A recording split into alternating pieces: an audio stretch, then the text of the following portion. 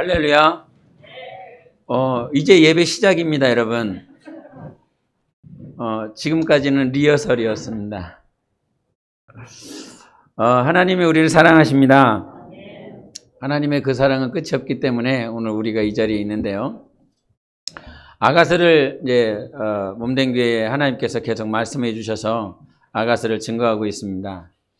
아가서를 볼 때 뭐 남녀 간의 사랑으로 볼 것이 아니라 주님이 우리를 향한 사랑이 얼마나 뜨거운지를 아셨으면 좋겠습니다. 네. 이 아가서는 유대인의 절기 가운데서 유월절이라고 하는 절기에 이 말씀을 앙송합니다. 유월절과 아가서는 전혀 연결이 되어지지 않을 것 같은 모양이지 않습니까? 유월절은 뭐지요?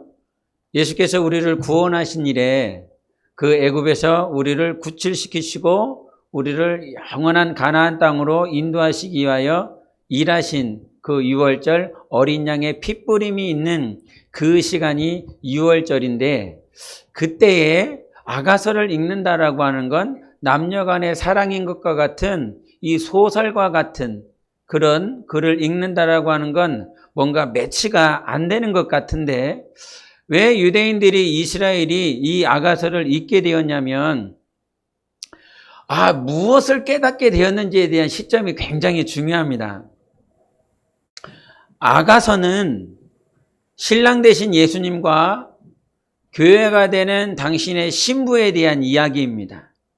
그런데 신랑 되신 예수님과 신부인 교회들의 이야기를 왜 어린 양의 핏부림이 있는 유월절에 이 말씀을 낭송을 할까라고 하는 건 유대인들이 깨닫게 된 거예요.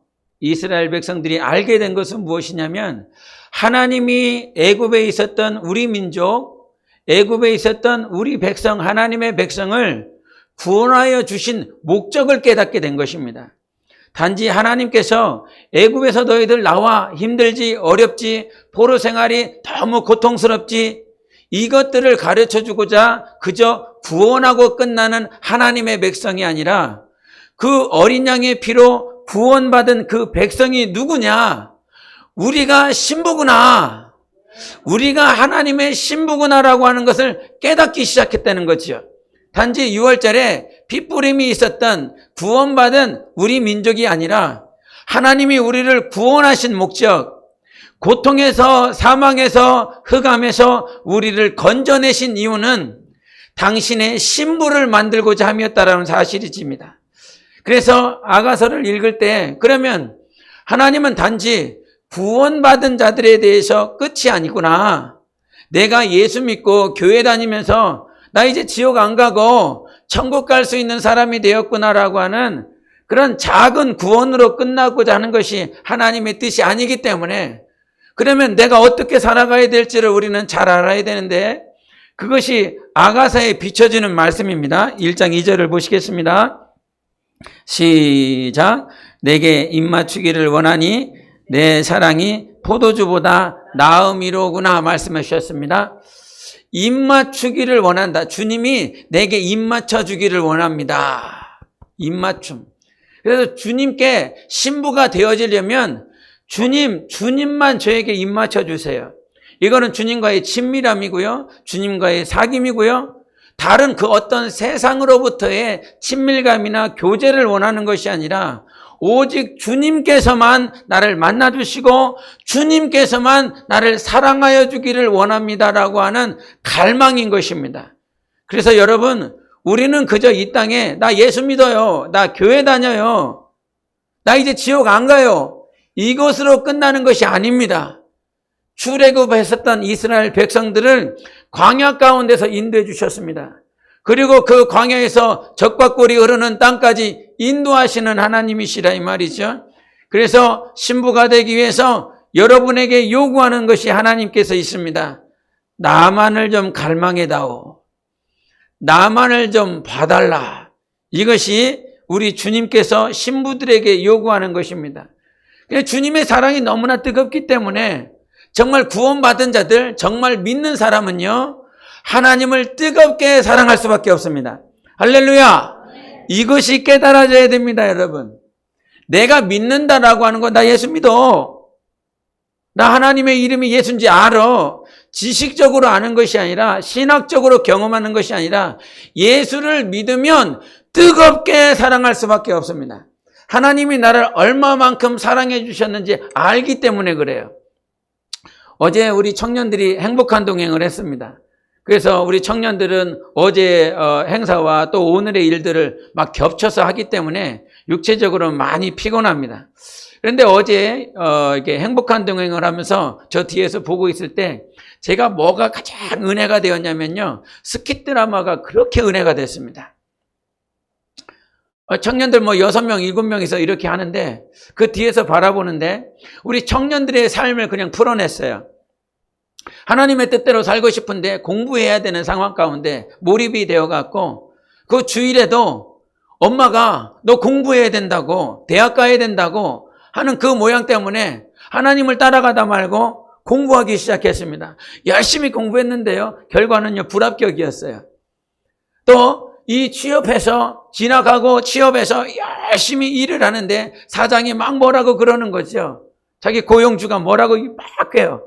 그러나 모욕과 그런 무시를 받아가면서도 열심히 돈을 벌기 위해서 몸부림을 치는 모양이 있었어요. 취업하기 위해서 면접 보고, 그런데 면접관 앞에서 이렇게 열심히 면접을 봤지만 불합격의 소식을 받는 그 청년의 모양을 봤어요. 그런데 그 청년이 원수 마귀에게, 더러운 영들에게 붙잡혀서 이게 아이들이 막 이렇게 싸우는 모양들이 있습니다. 그 연기하는 과정 가운데 저희 이제 막내 녀석이 이게 막 하다가, 오늘 원래 드럼을 쳐야 되거든요. 드럼을 못 치게 된 이유가 여기가 이렇게 쇠사슬이었나 여튼 이래갖고 여기가 이렇게 다 이렇게 상처가 쭉 갔어요. 쭉 가갖고 죽을 정도는 아니니까 걱정 마세요. 죽지 않아요. 저것 가지고는 죽지 않기 때문에. 그래서 잠깐 이제 소독하고 약을 바르고 붕대를 이렇게 했는데, 아이가 이렇게 상처받았기 때문에 은혜가 아니라요, 이 시대를 살아가고 있는 청년들의 모양을 이렇게 보게 해주셨어요. 항상 불합격. 항상 뭘 해도 불합격인 세대를 살아가고 있는, 굉장히 치열하지 않습니까? 진학하기 위해서, 취업하기 위해서 굉장히 치열한 세대를 살아가고 있는 그 청년들의 모양을 보면서 그래도 하나님의 뜻대로 살아가려고 하는 그 형제들, 영혼들을 이렇게 보게 됐습니다. 근데 이 아가서가 마치 그와 같거든요. 하나님을 사랑합니다. 하나님의 뜻대로 살고 싶습니다. 하나님 나를 좀 불쌍히 여겨주세요. 주님을 갈망하여서 상사병이 나고 이 마음에 병이 들었는데도 불구하고 이 신부의 영성으로 다가가기 위해서, 그 신부의 영성으로 돌파되기 위해서 반드시 우리가 경험하는 것이 있습니다. 그것은 실패라는 것입니다. 좌절이라고 하는 그 시간들을 반드시 겪게 되어 있다라고 하는 것이죠. 네가 나를 정말로 사랑해서 상사병까지 걸렸냐? 아마 여러분 예수를 믿었다라고 그런다면 성령이 충만해서 한번 이 정도의 시간들은 경험해 봤을 것입니다. 내 가정을, 내 아내를, 내 남편을, 내 삶을, 내 미래를, 내 장래를 다 포기하고도 좋을 만큼 주님이 너무 사랑스럽고 주님이 나를 사랑한다라고 하는 그 은혜 때문에 나의 전부를 내려놓을 만큼 정말 성령의 충만함과 주님을 따라하겠다라고 이렇게 해봤지만은 절망의 시간들이 옵니다. 함께 갈래 이제? 네가 나를 그렇게 사랑한다라고 하니까 주님이 찾아오셔서 함께 가자, 일어나자, 이런 말씀을 하세요. 그런데 그 순간에 이기지 못하고요, 좌절합니다. 절망합니다. 주님의 사랑 가운데 거하고 싶을 뿐인 거죠.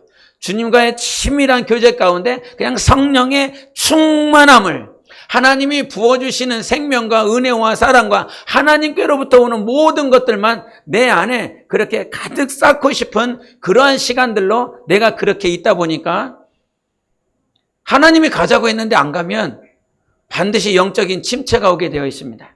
하나님의 말씀이 내 안에 왔는데, 말씀이 내 안에 명령으로 주어졌는데 그것이 순종으로 이어지지 아니하면 분명한 영적 침체기가 옵니다. 그런데 그런 영적인 침체기는 하나님의 의도하심인 거예요. 하나님의 의도하심인 거예요.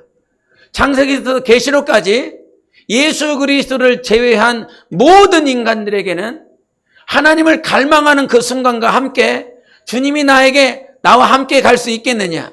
양떼를 치는 곳에, 그 어린 새끼를 치는 곳에 네가 나와 함께 있어줄 수 있겠느냐라고 물어보실 때, 그때 나에게 하나님이 주시는 그 말씀에 순종하지 못하니까 영적인 침체기가 반드시 오게 돼 있습니다. 나는 영적인 침체기가 없는데요. 아마 내일 올 것입니다. 내일이 없으면 내일 모레 올 것입니다. 하나님의 방법이 그렇습니다. 죄가 더한 곳에 은혜가 더한다라고 말씀해 주셔서 내가 침체를 해봐야 하나님의 사랑이 얼마나 큰지를 압니다. 그리고 영적 침체기를 겪어봐야 그 다음에 내가 깨닫는 것이 무엇이냐면 나는 예수가 없이는 살 수 없는 사람이구나 라고 하는 것을 깨닫게 됩니다. 그것이 3장 우리 1절 2절을 보겠습니다. 3장 1절 2절 같이 보십니다. 시작. 내가 밤에 침상에서 마음으로 사랑하는 자를 찾았노라. 찾아도 찾아내지 못하였노라. 이에 내가 일어나서 성안을 돌아다니며 마음에 사랑하는 자를 거리에서나 큰 길에서나 찾으리라 하고 찾으나 만나지 못하였노라. 왜 열심히 찾았는데 못 만났을까요? 우리는 기도하면 하나님이 응답해 주고 하나님을 정말 사랑하면 하나님의 사랑을 입고 하나님을 간절히 찾는 자들은 하나님께서 만나 주신다고 하셨는데 막 일어났습니다. 성을 돌아다녔습니다. 간절히 찾았습니다. 그런데도 못 만났어요. 왜 그래요? 주님이 안 만나 주시는 거예요. 주님이 의도적으로 그에게 가지 않습니다. 그가 자기를 찾으실 때까지 계속 기다리고 있는 것이에요. 3절 보시겠습니다. 시작. 성안을 순찰하는 자들을 만나서 묻기를 내 마음으로 사랑하는 자들을 너희가 보았느냐 하고 4절. 그들을 지나치자마자 마음에 사랑하는 자를 만나서 그를 붙잡고 내 어머니의 집으로 나를 잉태한 이의 방으로 가기까지 놓지 아니하였노라. 성을 막 두루 찾다가 결국엔 주님을 찾으세요. 찾게 되어 있어요. 근데 원래 주님은 이 성 안에 계시는 분이 아니셨습니다. 3장 16절을 제가 읽겠습니다. 2장 16절을 제가 읽겠습니다.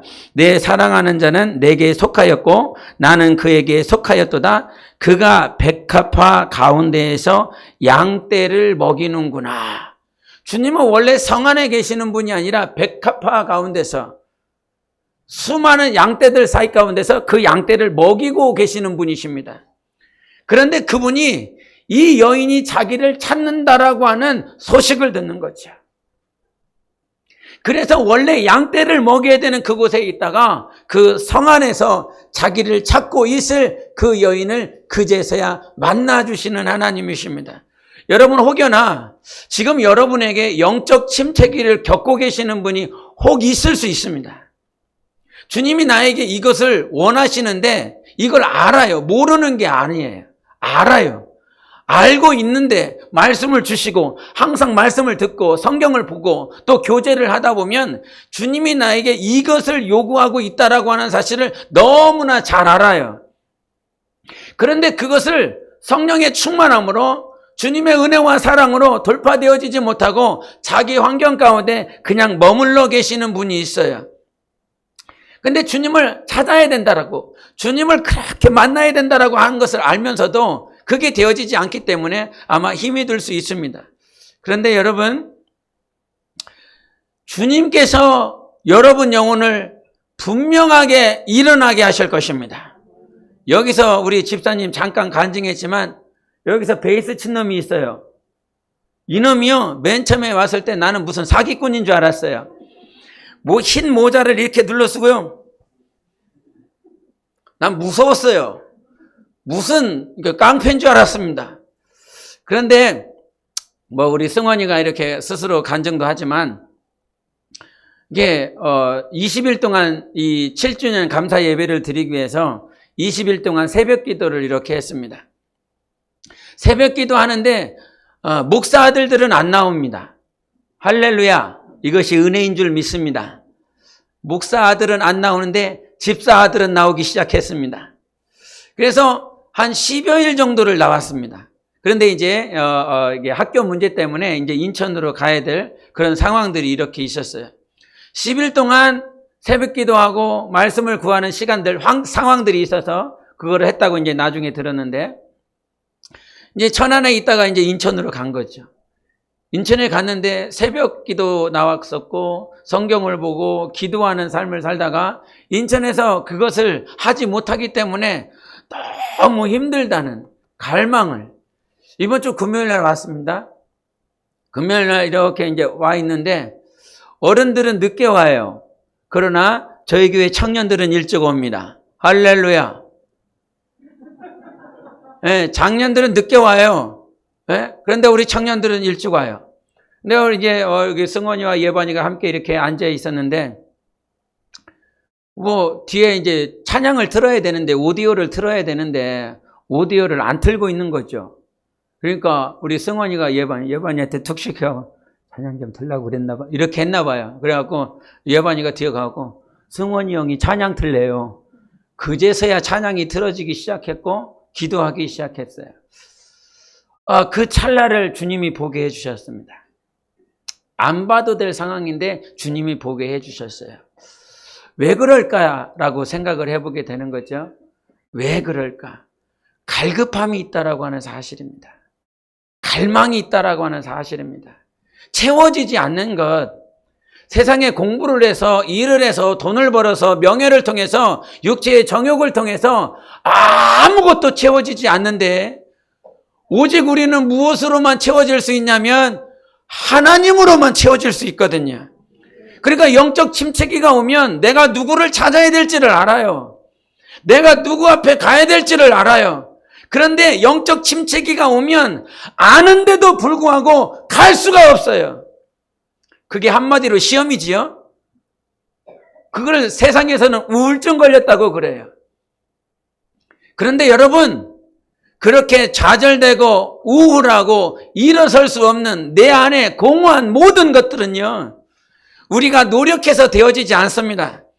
우리가 열심을 낸다고 해서 되어지지 않습니다. 그럼 노력하지 말아야 되네? 열심을 내지 말아야 되네? 이 말이 아닌 것입니다. 우리의 의지보다, 우리의 열심보다 하나님의 은혜는 더 큰 것입니다. 그래서 우리를 일어나게 하시는 분이 하나님인 것입니다. 내가 하나님을 믿은 게 아니에요. 내가 예수 그리스도를 영접한 게 아니에요. 내가 한 게 아니에요. 하나님이 내가 예수 그리스도를 영접할 수 있도록 해주셨어요. 하나님이 내게 은혜를 부어주시고 믿음을 주셔서 복음을 받아들일 수 있도록 해주신 거예요. 그래서 네가 믿은 게 아니라 하나님이 믿게 하신 거예요. 우리의 믿음은 그리스도의 말씀을 들음으로 인하여, 그리스도의 말씀으로 인하여 믿음이 생긴 것입니다. 마크 아놀드라고 하는 그 미국에 사는 큰 사업을 하시는 유대인이 있어요. 그런데 그분이 극동방송에 오면서 자기의 간증과 인터뷰를 하게 되었습니다.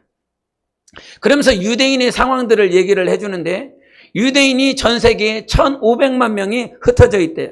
그런데 보통 미국과 이스라엘에 거의 다 있다는 것이지요.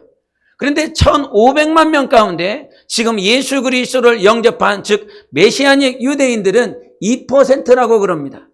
2%면 몇 명입니까 여러분? 1,500만 명의 2%는 30만 명이죠. 그 30만 명 되는 인구가 있다는 겁니다. 예수를 믿는.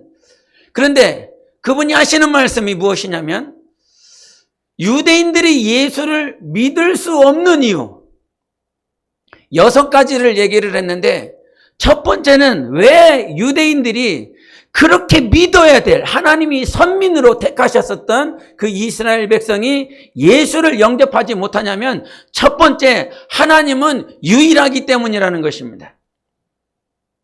우리 개념에 보면 그것 때문에 예수를 못 믿는다고 이렇게 말을 하겠지만 하나님은 한 분이시다. 그래서 뭐가 있을 수 없냐면 아들이 있을 수 없다는 것입니다. 그래서 예수 그리스도가 하나님의 아들이라고 했기 때문에 예수를 믿을 수가 없다. 유일신 사상이 부정되기 때문에 믿을 수 없다는 것입니다. 두 번째는 무엇이냐면 만약에 유대인들이 예수를 믿게 되면 그 공동체가 전부 다 몰살을 시킨다는 거예요. 만약에 내 가정에 내 자식이 예수를 믿으면 그 다음 날로 바로 그 자식의 장례를 치른다고 합니다.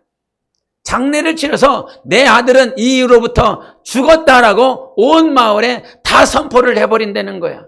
그래서 공동체로부터 오는 그 핍박과 박해, 그 따돌림에 대한 것들이 무서워서 예수를 영접할 수 없다는 것이고, 세 번째는 무엇이냐면 과거 역사 때문에 그런다는 것입니다.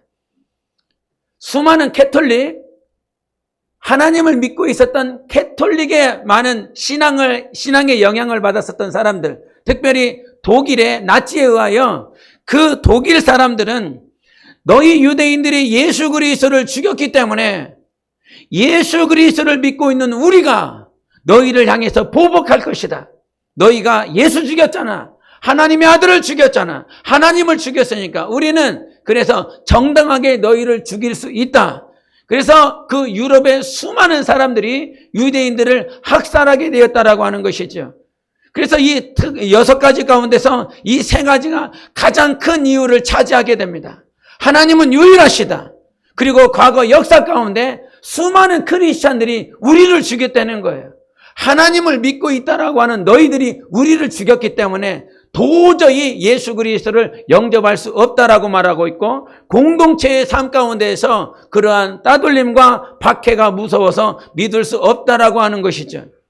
그런데 이분이 예수를 믿게 된 간증을 하면서 어떤 간증을 했냐면, 자기는 큰 사업가라는 거예요. 작은 사업을 하지 않는 사람이래요. 큰 사업을 한대요, 미국에서. 그런데 어느 날 뉴저지를 걷고 있는데, 그 뉴저지를 걷다가 말고 나는 하나님의 열매를 맺는 사람이 되고 싶어. 그냥 이 말을 그냥 툭 튀어나왔대요. 예수를 믿는 사람이 아니에요. 그냥 유일신, 과거 구약 모세오경을 믿는 사람인 거죠. 나 하나님의 열매를 맺는 사업을 하고 싶어. 그러면 무슨 사업을 해야 될까요? 여러분 같으면 그냥 여러분 사업 안 할 거예요. 이거 헛소리지. 그냥 내가 잠깐 생각한 거지. 이 정도로 넘기겠죠. 그런데 이분은 어떻게 움직이기 시작했냐면, 하나님의 열매를 맺는 사업은 어떤 사업일까? 그랬더니 결국은 어떤 걸 했냐면 과일 사업을 시작했대요. 과일 사업을. 과일 사업을 하나님의 열매를 맺기 위해서 그 사업을 했으면 성공해야 될까요? 실패해야 될까요? 예, 실패하는 게 정상인 거예요. 그래서 실패를 했답니다. 그 실패를 겪고 나서 도서관에, 이게 서점에 갔는데 그 서점에서 처음으로 꺼내본 책이 있대요. 그것이 성경이라고 그럽니다. 성경을 처음으로 빼서 그때 읽기 시작했는데, 창세기서부터 처음 읽는 거래요. 처음. 유대인인데, 이스라엘인데 처음 읽는데 성경을 읽기 시작하는데 하나님께서 그 말씀을 깨닫게 해주시면서 더 궁금한 것들이 계속 생기더래요. 그러다가 말고 자기 사업체에 간판을 이렇게 달아놔야 되는데, 간판집에 갔는데 그 간판집 그 안에 성경 구절이 이렇게 적혀 있더래요. 그래서 그 주인한테 당신 혹시 하나님을 믿느냐고, 그러면서 이제 얘기가 되면서 그 주인이 그 사업가에게 뭐라고 제의를 했냐면, 우리 함께 성경을 읽어보십시다. 그러냐? 그래, 성경을 읽자. 그래서 일주일에 한 번씩 성경을 읽기 시작하는데, 그날 요한복음을 읽기 시작했답니다. 요한복음을 읽기 시작하면서 3장 6절에 왔는데, 요한복음 3장 6절이 뭐죠? 전 선생님? 3장 6절. 저분이 요한복음 다 암송하시는 분이거든요. 그래서 성경을 찾아볼 필요가 없어요. 네. 3장 6절에 6으로 난 것은 6이요, 0으로 난 것은 0이니라, 이 말씀이 딱 왔다는 거예요. 근데 이 말씀이 뭘까? 6으로 난 것은 6이고 0으로 난 것은 0이니라, 이 말씀이 여러분 뭔지 다 아시지요? 여러분은 다 아시잖아요. 그런데 자기는 그 말씀을 너무 궁금해갖고 그 주인이 혹시 알까봐 물어봤대요. 이 말씀의 뜻이 뭐냐고. 그랬더니 그 주인이 이 말씀이 무슨 뜻이지? 이 말이 무슨 말일까? 여러분 같으면 뭐라고 그래요? 아이 바보야, 이것도 모르냐? 이렇게 했거란 말이죠. 근데 그 주인은 지혜가 있어서 기다려줬대요. 몰라서 그러는 것이 아니라 기다려줬대요. 그가 한번 생각해 보라고. 육으로 난 것은 육이요. 거기까지는 이해가 너무 잘 되더래요. 자기 육체가 보이니까. 이 사람의 육체가 보이니까 나는 분명히 육으로 태어났으니까 너무 잘 이해가 되는데 영으로 난 것은 영이니라? 한참 생각을 했는데 그게 뭔지를 알겠더래요. 육체가 태어나는 것처럼 영혼이 태어나야 되는구나. 영혼이 나야 되는구나. 이것들이 생각이 나더래요. 그런데 한 번도 이 세상에서는 자기가 그 사업을 하기까지 수많은 책들을 읽었는데 아무도 그 어떤 책에서도 그 어떤 교훈에 대해서도 육으로 난 것은 육이고 영으로 난 것은 영이다. 즉 영이 나야 된다라고 하는 그 어떤 책이 없더라 이 말이지요. 그런데 이 말씀을 누가 했지? 라고 보니까 성경의 창세기부터 계시록까지 하나님이 여호와께서 말씀하시니라 이르시되라고 하는 그 말씀이 있잖아요. 근데 3장 6절에는 예수께서 대답하여 이르시되라고 말씀했어요. 진실로 진실로 너희에게 이르노니. 누가 말씀하신다고요? 예수님이 말씀하시더라는 거예요. 이 세상에서는 그 누구도 말씀하시지 않는데 그분이 말씀하시더래요. 그런데 그분이 그렇게 거부하고 부정했었던 예수라고 하는 분이 육으로 난 것은 육이요 영으로 난 것은 영이니라 말씀하시면서 너희들 영으로 다시 태어나야 된다 말씀하시더라는 거예요. 근데 그 말씀이 믿어지더래요. 여러분, 불신자가 이렇게 불신자에게 전담해서 육으로 난 것은 육이고 영으로 난 것은 영이에요? 이렇게 말하면 헛소리로 받아들인다 이 말이죠. 그런데 그에게는 유대인이라고 하는 유일신을 믿고 있는 과거 구약의 백그라운드가 있었어요.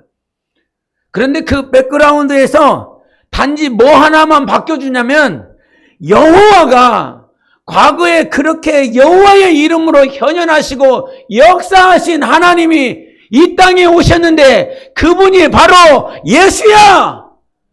요 한마디만 가르쳐주면 되는 것입니다. 그래서 그 말씀이 믿어지기 시작하면서 그가 변화되어지고 예수를 영접했다라고 하는 것이죠. 여러분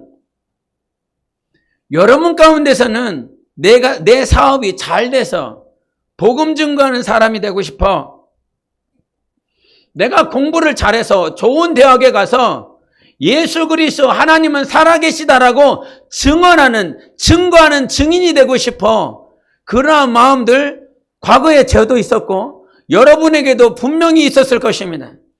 그런데 성경은요, 내가 잘 돼서 아니면 내가 못 돼서 내가 좋은 대학에 가서 아니면 형편없는 대학에 가서 이렇게 해서, 즉 내가 잘 되고 못 되고를 떠나서 복음이 증거되어지는 것이 아니라 복음은 복음으로서 증거되어집니다.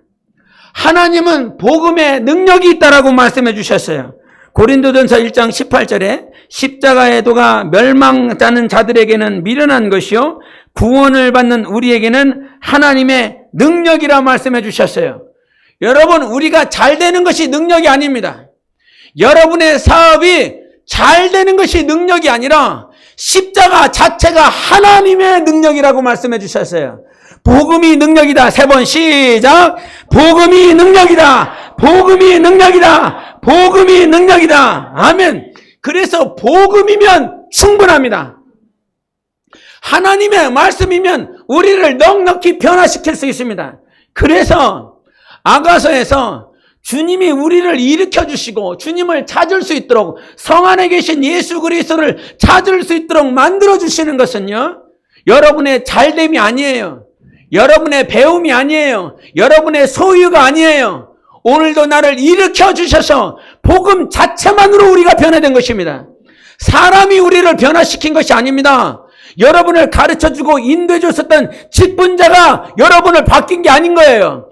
그 직분자가 전했었던 그 복음, 여러분을 인도해 줬었던 봉학 선생이 전해 줬었던 그 말씀이 우리를 변화시키는 것입니다.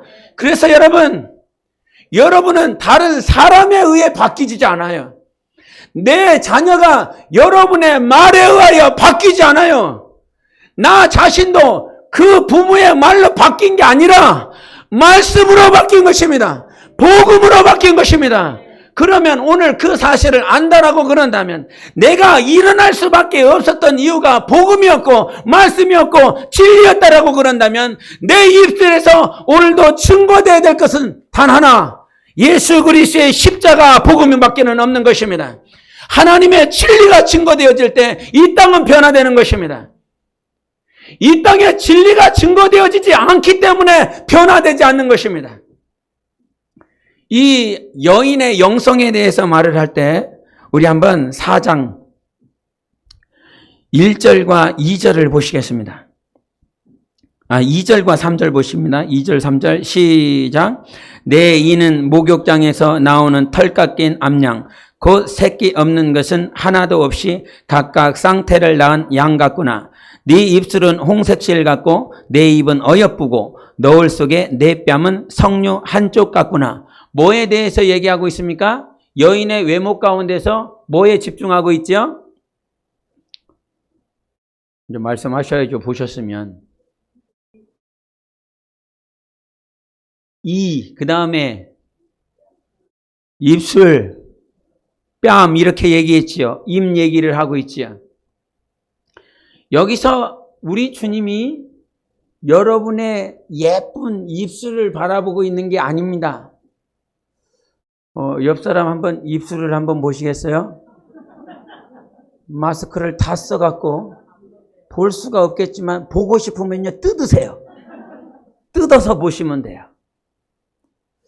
그런데 우리 주님이 여러분의 입술을 보고 있는 게 아닙니다. 왜 그것을 알 수 있냐면 9절 10절을 한번 보세요. 9절 10절 시작. 내 누이 내 신부야 네가 내 마음을 빼앗았구나. 네 눈으로 한 번 보는 것과 네 목의 굿을 한 꿰미로 내 마음을 빼앗았구나. 내 누이 내 신부야 내 사랑이 어찌 그리 아름다운지 네 사랑은 포도주보다 진하고 내 기름의 향기는 각양 향품보다 향기롭구나. 여기서 여인을 칭찬할 때에 뭘 칭찬합니까? 네가 내 마음을 빼앗았다라고 그래요. 그런데 네가 내 마음을 빼앗았다라고 그랬을 때 그 여인의 외모가 주님의 마음을 빼앗은 게 아니에요. 만약에 여인의 외모가 주님의 마음을 빼앗았다라고 그런다면 저 같은 사람은요 평생 주님의 마음을 빼앗을 수가 없어요. 웃으라고 한 말이에요. 여기서는 잘생긴 사람들만, 아름다운 사람들만 주님의 마음을 빼앗을 수가 있는 거예요. 그런데 10절에 뭐라고 말씀하시냐면 내 누이 내 신부야 네 사랑이 어찌 그리 아름다운지. 지금 우리 주님의 마음이 무엇 때문에 다 그에게 빼앗겨져 있는 거예요? 외모 때문에 그런 게 아니에요. 눈을 보고 입술을 보고 그의 머릿결을 보고 그의 목을 보고 그의 외모를 보면서 그 주님의 마음이 다 빼앗겨진 것이 아니라 그 여인 안에 있는 영혼의 심령 안에 있는 주님을 향한 사랑 때문에 주님이 온 마음을 다 빼앗겨 버렸다라고 말씀해 주고 있어요. 그러니까 외모 때문에 주님이 여러분에게 혹하는 게 아니에요. 우리 전도사님은 우리 안수 집사님의 외모 때문에 혹했대요. 너무 잘생기셔갖고. 막 이렇게 해줘야 돼요. 이런 걸 해줘야 예배가 성공하는 거예요. 네? 여러분 배우자를 볼 때에 누구를 먼저 뭐 봐요? 돈.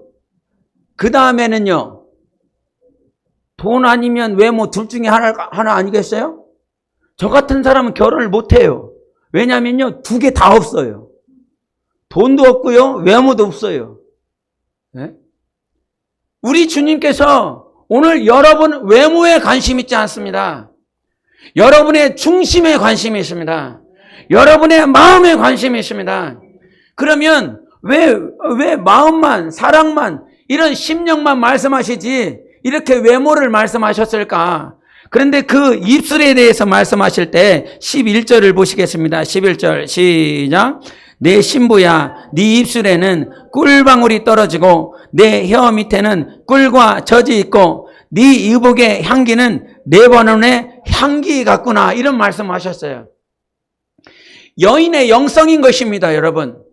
여인의 입술에서 막 꿀이 떨어지는 무슨 푸가 아니라 이 여인에게 입술을 통해서 항상 들려지는 말은 꿀같이 달콤한 말인 거예요.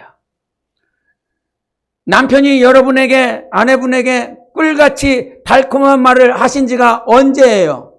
밥이나 줘. 이 얘기 하셨지요. 아내분들은 남편에게 꿀같이 달콤한 말을 언제 한 적이 있습니까? 살기도 바쁘지요. 같이 살 부딪히고 사는 것 자체도 힘들지요. 그런데 여러분, 여인의 영성, 즉 신부의 영성에서 회복돼야 될 것이 한 가지가 뭐가 있냐면요, 꿀과 젖이라고 그랬어요. 여인의 입술에서, 그 입술에서 나오는 말은 다 어디에서 나오는 거예요, 여러분? 마음에서 나오는 거잖아요. 심령에서 나오는 거잖아요. 우리가 심령에 없는 말도 나와요. 그거는 거짓이에요. 하나님께서 싫어하는 입술이 있는데요, 잠깐 한 가지만 말씀을 드리면, 거짓말하는 혀에 대해서 하나님이 싫어하세요. 시편 12편 2절에 그들이 이웃에게 각기 거짓을 말하며 아첨하는 입술과 두 마음으로 말하는도다. 마음이 없어요. 이 안에 거짓이 있어요. 이 거짓에서 올라오는 아첨하는 말이 있어요. 그런데 아첨하는 말, 거짓으로 하는 말이 왜 그렇게 아첨을 하고 거짓을 말을 하냐면 마음이 두 개라는 거예요. 진짜가 아니라는 사실인 거죠. 그래서 여러분 영혼에 회복되어질 것은 무엇이냐면, 성경에 많은 혀와 입술에 대해서 하는 말이 있는데, 거짓말하지 말아라, 아첨하지 말아라, 비방하지 말아라, 수군거리지 말아라. 수군거린다라고 하는 말이 무슨 말이에요? 앞에서 말 못하고 앞에 목사가 이렇게 지나가요. 그러면 목사 하던 말들을, 목사 막 뒷담화 하는 거를 뭐 해야 되는 거예요? 그래도 세신 분들은 목사가 아주 못돼 먹었어, 이렇게 말씀하시는 분들이 혹 있어요. 할렐루야. 너 죽고 나 죽자 하는 거죠. 그런데 보통은 그렇게 하시지 않고 목사가 지나가면 뒷담화 하다 말고 잠깐 멈추고 저기 지나갈 때쯤에 한마디 하시는 거죠. 그런데 하나님은요, 비방하든지 고소하든지 참수하든지 거짓말하든지 수군수군 하는 말들 하나님이 절대적으로 싫어하십니다. 왜 그럴까요? 살리지 않기 때문입니다. 살리지 못하기 때문인 것입니다. 그래서 여인의 영성으로, 신부의 영성으로 회복되어야 될 분명한 영성은 무엇이냐면, 여러분의 입술을 통해서 꿀과 젖과 같은 생명이 흘러가기를 원하시는 것입니다. 그런데 우리에게는 두 마음이 있을 수 있습니다. 그래서 생명의 근원 대신 그 생명의 근원, 이 마음을 지킬 수 있어야 되는데요, 이 마음을 지킬 수 있도록 하실 분은 하나님 한 분밖에는 없습니다. 주님의 사랑밖에는 없습니다. 톨스토이가 이 이야기를 많이 썼지 않습니까? 근데 이 톨스토이가 이야기를 쓰면서 스토리 가운데 하나가 뭐가 있었냐면, 자기 집에 종들이 있었는데요, 이 홀쭉한 마른 종과 아주 뚱뚱한 종이 있었다는 거예요. 그래서 서로 별명을 지어주자고. 여러분, 저에게 별명 하나 지어주세요. 마른 사람이 그 뚱뚱한 사람에게 별명을 지어줬는데 곰같이 생겼으니까 곰이라고 했대요. 그런데 이 뚱뚱한 사람은 저 마른 종에게 너는 원숭이처럼 생겼으니까 원숭이라고 그랬대요. 근데 너는 곰이야, 원숭아, 곰아, 원숭아, 곰아, 원숭아, 이렇게 되면 어떻게 되는 거죠? 그때부터 너 죽고 나 죽고 하는 거죠, 또. 그래서 막 싸우더래요. 그래갖고 엄청 싸우고 있는데 톨스토이가 가서 니네 왜 싸우냐고 이제 자초지종을 얘기했대요. 그러면서 톨스토이가 그들을 중재하면서 하는 말이 있다는 거죠. 지금 곰이라고 한 이 마른 사람을 향해서는 네가 저 사람을 곰처럼 보고 있다라고 하는 네 마음에 네 마음에 저 사람이 곰이라서 곰이라고 하는 것이 아니라 네 안에 곰과 같은 기질이 있기 때문에 저 사람을 곰이라고 하는 거라고. 마찬가지로 저 원숭이라고 하는 사람은 저 사람이 원숭이이기 때문에 이 사람이 원숭이가 되는 것이 아니라 네 안에 원숭이와 같은 나쁜 습성이 있기 때문에 네 마음에 것이 있어서 저를 원숭이로 보는 거라고. 이 이야기를 듣는데요. 너무 맞다 생각이 드는 거 있죠. 네? 왜 남편이 외모가 아름다웠으면 좋겠어요? 자기 외모에 만족이 안 되기 때문에 그래요. 할렐루야. 자기 외모에 만족이 안 되기 때문에 이 만족을 잘생긴 남편을 통해서 전사님 까는 소리 같아 얘기를 하네요. 이상한 게. 그거 아니고요.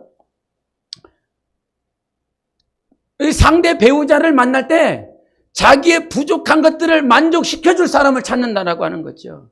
자기 안에 그게 있다라고 하는 거지요. 그런데 여러분, 이 세상에 나의 부족함과 나의 연약함은 사람으로서 채워지지 않습니다. 하나님의 생명이면 족하는 것입니다. 하나님의 진리가 내 안에 채워질 때에 저 사람의 부족함이 보이지 않습니다. 그렇게 부족했었던 사람, 저렇게 형편없이 보였었던 그 사람이 하나님의 것으로 채워지면 저의 부족함과 저의 연약함이 채워지지 않아요. 너무 사랑스럽다고. 주님이 그 여인을 향해서 뭐라고 그래요? 어찌 그리 아름답냐라고 말씀하시는 거예요. 야, 네 마음과 네 사랑이 왜 이렇게 아름답냐? 이 말은 무슨 말이에요? 우리 주님이 아름다우신 분이시라는 말입니다. 우리 주님의 그 마음이, 그 사랑은요, 충만하고 그 어떤 언어로도 표현되지 않는 하나님의 사랑과 생명이 있다는 것입니다. 그래서 여러분, 우리 주님은 우리를 향하여 우리를 아름답다라고 말씀하세요. 왜? 네가 아름다워서가 아니에요. 우리가 아름다울 수 있어요. 그러나 그와 같이 근본적으로 말씀하시는 이유는 우리 주님은 아름다우신 분이십니다. 우리 하나님의 사랑은 그 어떤 언어로 형용할 수 없습니다. 그래서 오늘 우리에게 집중하시면서 주님은 말씀하세요. 우리가 순종을 못하는 이유는 나 때문에 그렇거든요. 나는 가진 게 없는데요. 나는 배운 게 없는데요. 나는 외모가 부족한데요. 나는 내 기질이, 내 인격이 모난데요. 그러면서 자꾸 자기의 부족함 때문에 이런 함께 갔으면 좋겠다. 네가 나 사랑한다며. 네가 나 너무 좋다며. 그런데 자기의 부족함 때문에 결국은 순종하지 못하고 하나님 앞에 나아가지 못해요. 그런데 그런 영적 침체기를 겪고 나면 나 예수와 함께 살 거야. 나 오직 주님을 위해서 살 거야. 주님과 함께 살 거야. 그때 우리 주님은 우리를 일으켜주시고 우리에게 하시는 말씀이 있습니다. 이제 내 누이가 됐구나. 내 신부가 됐구나. 그래서 4장 8절부터 9절, 10절, 11절 계속 내 누이라고 말씀하시고 내 신부라고 말씀하세요. 그 전까지는 신부라고 말씀하지 않으세요. 누이라고도 말씀하지 않으세요. 여러분 왜 누이라고 그럴까요? 저는 그것을 어떻게 알았냐면 저희 와이프하고 이게 결혼을 해서 이렇게 가요.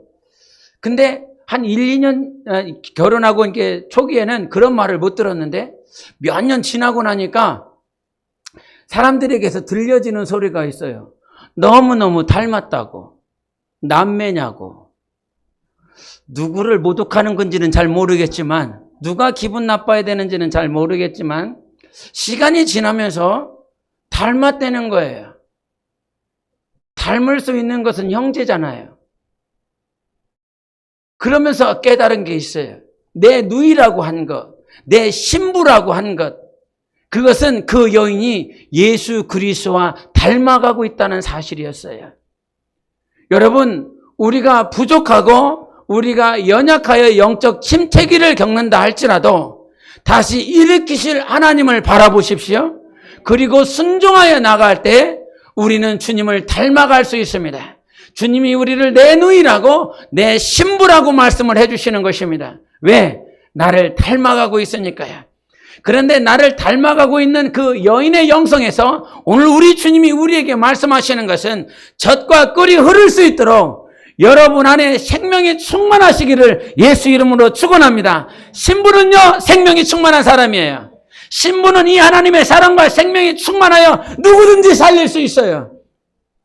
두 마음이 되지 마십시다. 두 마음이기 때문에 오늘 싸우는 줄 믿습니다. 두 마음이기 때문에 하나님 앞에 기도하고 무릎 꿇는 줄 믿습니다. 이 두 마음이 예수 그리스도와 한 마음이 되어서 어떠한 환경, 십자가를, 여러분 십자가는 기뻐요, 안 기뻐요? 십자가가 기뻐요? 십자가를 안 배워봐서 그러나. 그런데 십자가는 고통이고 고난일 수밖에 없습니다. 그러나 그 십자가가 나는 정말 웃음이 있는 십자가 이렇게 하고 싶어요. 이 십자가가 이렇게 있으면요, 거기에다가 스마일을 이렇게 가고 싶어요. 네? 웃음이 있는 십자가, 기쁨이 있는 십자가. 언제 그렇게 가능해요? 저번에 저기 미소사랑의 교회 청담동에 가서 이게 외침 전도를 이렇게 했어요. 피켓 전도를 이렇게 했어요. 그런데 신도불연유 사람들, 왜 그 인간을 안 바꿔놓고 그때까지, 예? 신도불연유 사는 사람 있어요? 그 사람 아직 없구나. 신도불연유 사람들 복음 안 전해요? 좀 전도해 갖고 오세요.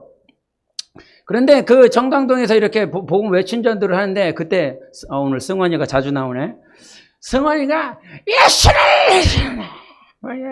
고래고래 소리를 지르죠. 그랬더니 3주째 참으시는 사람이 있었어요. 3주째 매주 나와서 욕하시는 분이 있었어요. 한 10층 정도 되는 높이였어요. 승환이는 저 사거리에서 예수 그리스도를 영접하고 믿어야 됩니다. 하나님은 진리입니다. 막 전하고 있는데 저 10층에서 예! 조용해! 굉장히 큰 소리 다 들리게 그 10층에서 했어요. 위에서. 그러면 승환이가 쫄아갖고 이렇게 못할 줄 알았어요. 그래도 뭐 하더라고요. 그랬더니 그 10층에 있는 한 50대 이상 돼버려요. 와서 내려와. 그건 막, 우리는 시간이 돼서 이제 가려고 그런 거였거든요. 이제 시간 다 됐어요. 다 돼갖고. 그랬더니 저 신호등 맞은편에서 우리는 막 가려고 그러니까, 니네들 가지 마! 거기 쓰라고! 가지 말라고! 우리는 그 사람이 무서워서 가는 게 아니라 시간이 돼서 가려고 그러는데. 그래갖고, 결국은 이제 그 양반을 만났죠. 그냥 만나갖고 이제 얘기를 하면서 이제 목사가 이제 2명 있어요. 저하고 이제 그 교회 목사님하고, 당신들 내 눈에 띄지 말라고. 다음부터 내 눈에 띄지 말라고. 당신 눈에 뗄 일이 없지만. 그러면서 막 이렇게 핍박하는 그런 시간들이 있었어요. 근데 나 지금 이 얘기를 왜 했는지는 모르겠어요, 지금. 그거. 듣고 계시는군요. 듣고 있어요. 우리에게는 분명히 십자가를 지는 순간들이 있습니다. 그런 핍박과 박해를 받아야 되는 순간들이 있습니다. 그러나 그때도 웃을 수 있습니다. 주님과 함께 갈 수 있기 때문에요. 핍박과 박해가 힘이 들고 어렵지만 그것이 로마서 8장의 말씀인 거예요. 우리에게 분명히 고난이 있습니다. 그러나 장차 다가올 영광과 좋게 비교할 수 없습니다. 십자가가 힘이 들고 어렵지만 웃을 수 있는 이유가 있습니다. 예수님 때문에 웃을 수 있습니다. 많은 박해를 받으십시오. 핍박을 받으십시오. 그러나 그때 예수님 때문에 웃을 수 있는 영성이 있으시기를 예수 이름으로 축원합니다. 눈물이 아니라, 아픔이 아니라 그때 웃을 수 있는 영성이 있어야 그때 진짜 십자가를 지고 가는 사람인 거예요. 그렇게 영성이 되기까지요, 많은 어려운 시간들이 있을 수 있습니다. 그러나 하나님께서 우리를 자라나게 하십니다. 하나님의 거룩한 신부로 성장시켜 주십니다. 그 십자가로 충만한 여러분의 삶이 되시기를 예수 이름으로 축원합니다. 우리 옆 사람에게 십자가 때문에 웃으십시다 한번 하겠습니다. 우리 기도하겠습니다. 이 시간 기도하면서 비록 십자가가 힘이 들고 어렵지만 우리에게 능력을 주셨습니다. 주 예수 그리스도로 말미암아 살아가는 거룩한 신부, 오늘도 주님께서 너무 아름다우십니다. 우리 주님은 아름다우신 분이시고 위대하신 하나님이십니다. 그 하나님께서 부족하고 연약하지만 당신의 말씀을 따라 순종하려고 하는 신부들을 보고 있습니다. 우리의 영혼을 보고 있습니다. 혹여나 영적 침체기를 겪고 계십니까? 주님이 일어나게 하실 것입니다. 주님께서 역사하셔서 일어나게 하실 때 하나님 아버지 오늘 따릅니다. 오늘도 주님과 함께 따릅니다. 부족하고 연약하지만 나를 사랑하는 누이로, 나를 사랑하는 신부로 역사하신 주님을 찬양합니다. 주님의 아름다움을 보십시오. 주님의 영광을 보십시오. 주님의 위대하심을 보십시오. 오늘도 주님으로 채워지는 신부가 되어질 수 있도록, 내 영혼의 예수로 충만한 자가 되어질 수 있도록 예수 외치고 기도하시겠습니다.